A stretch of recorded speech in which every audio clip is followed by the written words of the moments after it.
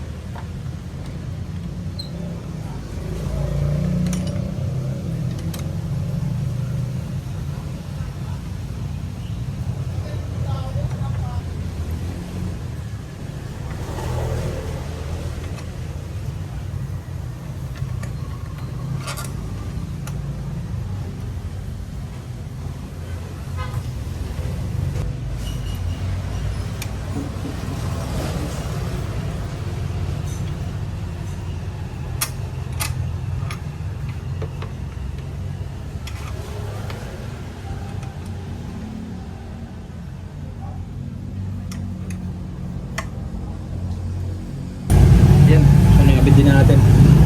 Ginawa na natin ang parang dito, may na yung walang parts. Kulang yung pinadala sa atin ng kaya bira natin. So kaya nagawa natin ng paraan. Kaya yung niya, style. Yung pagkakabit niya. Nagawin tayo dito ng malaking washer. Washer dito sa kabila.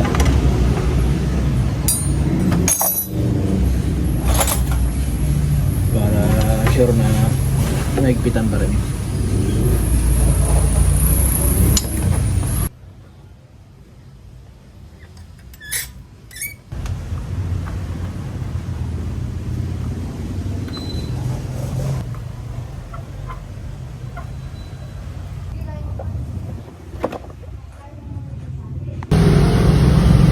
Okay, so yan yung kinalabasan ng ating paglagay ng extension fender dito sa ating Euro Samurai 155.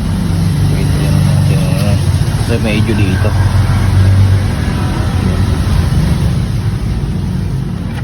So universal rear fender. So ginawan lang natin ang paraan para mag swak dito sa ating Euro Samurai 155.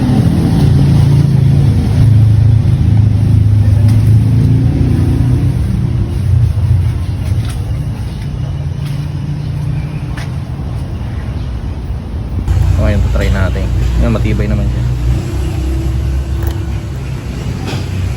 Yun nga lang, nagpalit tayo ng bolts dito sa ating shock dito kasi natin itong ginabit.